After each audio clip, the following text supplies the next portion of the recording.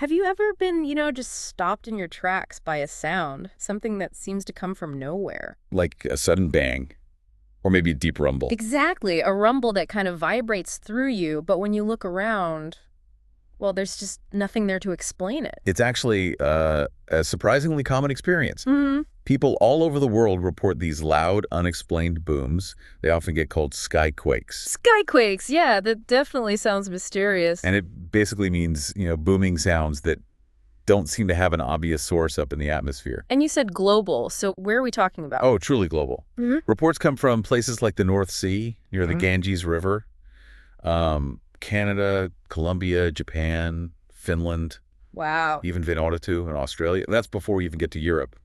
Italy, Ireland, the UK, Netherlands, Norway. Okay, so pretty much everywhere. And the Americas too, Argentina, the US, Mexico, plus Southeast Asia, like Malaysia, Indonesia. It's extensive.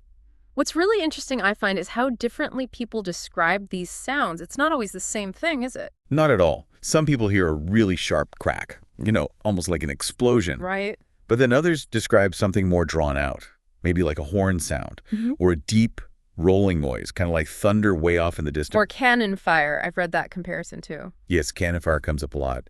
And interestingly, sometimes these sounds aren't just heard, they're felt. People report vibrations, maybe windows rattling or things shaking inside. And this isn't just a modern thing, right? We're not talking about, recent weird noises. This goes way back. Oh, absolutely. Think about the Lewis and Clark expedition way back in 1804. Okay. Near Great Falls, they wrote about hearing sounds. They specifically compared them to a 6-pound cannon firing. A 6-pound cannon, that's specific. It is. And they even tried to guess how far away it was, but they were completely baffled. Yeah. No idea what could have caused it out there. Fascinating. So over 200 years ago, they're hearing this mystery boom.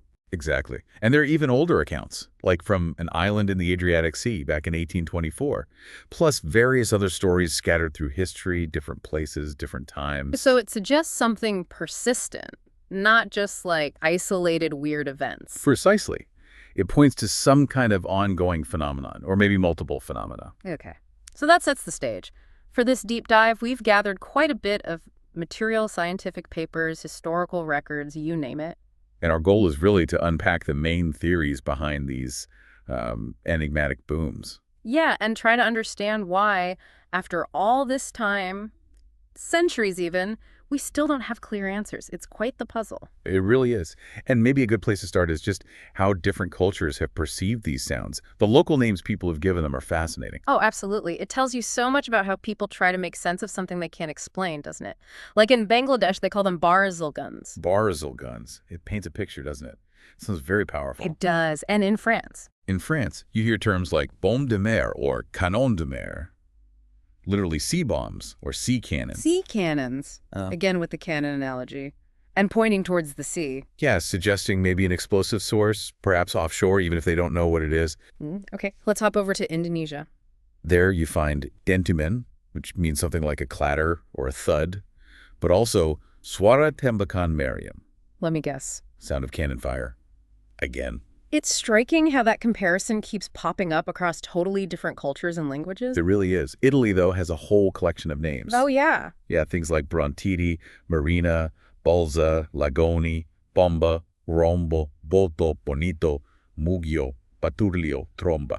Wow, that's a lot. Do they hint at different types of sounds? Possibly. Some might suggest more of a rumble like Rombo or Mugio, while others like Bomba or Boto sound more explosive, maybe a sharp crack. Yeah. It's a rich vocabulary for mystery sounds. And Japan. In Japan, it's uminari, which translates roughly to cries from the sea. Cries from the sea. That sounds quite different. More, I don't know, ethereal, almost mythical. That's a good way to put it. Then you go to the Netherlands and Belgium and you get mispofers. Mispofers. Like fog poofs? Kinda, yeah. Or zeepoeffers, zeeoffers, sea-related again. Also misbommen, fog bombs, ganzen, drones or buzzes, Balkan, beams, maybe implying vibrations, and onderaardsgeruchten. Onderaardse Yeah, underground rumors, which clearly suggests a source beneath the earth for some people. Interesting. And closer to home in the U.S. Well, famously, around Seneca and Cayuga Lakes in New York, They're known as the guns of the Seneca. Ah, yes, the Seneca guns. I've heard that term. And apparently that name got picked up and used in the southeast U.S. as well.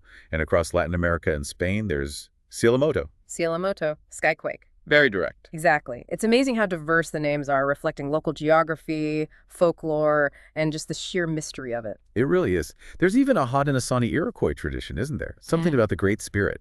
Yes, that these booms are the sound of the Great Spirit continuing to shape the earth.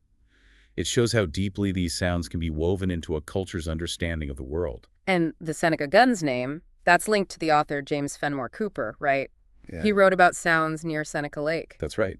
His writings helped popularize the term, connecting the sounds specifically to that region. Okay, so we have this long history, global reports, evocative names.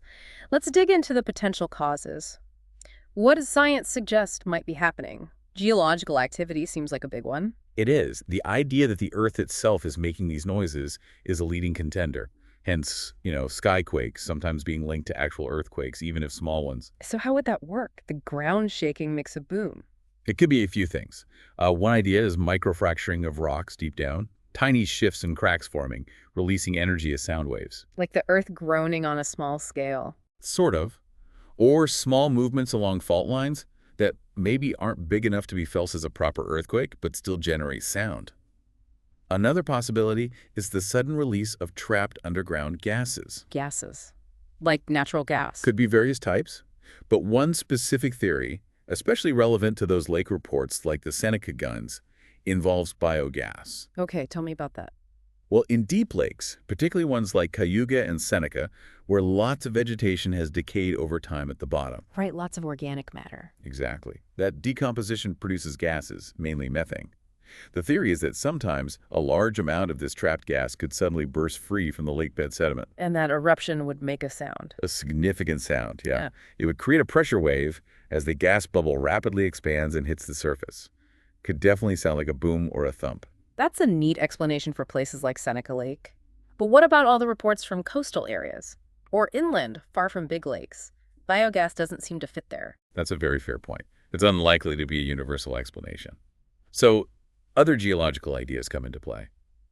For coastal areas, one theory involves underwater caves. Caves under the sea. Yeah. Specifically, caves formed in limestone bedrock. As the limestone dissolves, it can release gases. If these gases build up pressure inside a submerged cave and then suddenly vent, boom! Ah, an underwater explosion, essentially? Or, similarly, if an underwater cave collapses, that rapid displacement of water or trapped air could also generate a significant pressure wave, heard as a sound at the surface. Okay, that makes sense for coastal regions. What about earthquakes again? You said small ones. Right. The idea is about shallow earthquakes, ones that happen very close to the surface. And they might be more noise than shake. Potentially. The thinking is they could generate distinct sound waves heard locally near the epicenter, maybe without causing the kind of ground shaking people typically associate with an earthquake. The energy might be released more audibly in some cases. So the Earth itself offers several potential culprits. But what about us, human activity? Could we be responsible for some of these booms? Definitely something to consider, especially for more recent reports. The most obvious one is sonic booms. From aircraft. From military aircraft breaking the sound barrier. That shockwave creates a very loud bang, or sometimes a double boom, that can travel quite far. Okay, but that only explains things post, the 1940s or 50s? It doesn't cover Lewis and Clark? Exactly. It can't be the explanation for historical accounts. But for modern reports, especially if they seem to follow flight paths or occur near air bases, it's a very plausible cause. And we should probably include military exercises in general, right? Like artillery practice. Yes, absolutely. Controlled explosions from cannon fire or ordnance testing can certainly sound like unexplained booms if you're far enough away not to know the source. What about industry? Could factories or mines be a source? Industrial sources are another possibility. Think about mining or quarrying operations. They often use explosives. Right, blasting rock. And those blasts can be pretty powerful and sometimes heard over surprisingly long distances, depending on the terrain and atmosphere. Accidental industrial explosions, too, could be mistaken for mystery booms. Okay. Any other human causes? Maybe less obvious ones. Well, it's probably less likely to create the really sharp, loud booms, but some has suggested that very large vehicles may be heavy trucks or trains. Trains. Especially if they're braking hard or under unusual load, could potentially create ground vibrations and associated sounds that might seem mysterious if the source isn't immediately obvious. Kind of a long shot for a loud boom, but maybe contributes to low rumbles sometimes. Okay, so we've got the Earth, we've got humans. What else is out there? Are there other, maybe more unusual explanations people have proposed? Oh, yes. This is where it gets even more varied. One theory involves meteors. Things from space. Well, moderate-sized ones. Not the giant asteroid kind, but meteors that enter the atmosphere and burn up. As they travel supersonically through the lower atmosphere, they can generate sonic booms. Ah, like the aircraft sonic booms, but natural. Exactly. And you might hear the boom at ground level even if you don't actually see the meteor streak, especially during the day. That literally puts the sky in Skyquake. Interesting. What about volcanoes? In regions with volcanic activity, yes. Even if a volcano isn't having a major eruption, the movement of magma underground or sudden releases of volcanic gases can sometimes produce loud booming or rumbling sounds. So you wouldn't necessarily need to see lava or ash? Not necessarily. It could be just auditory signs of the volcano being active beneath the surface. Okay. And weather. Plain old weather. Can't rule it out. Distant thunder is the obvious one.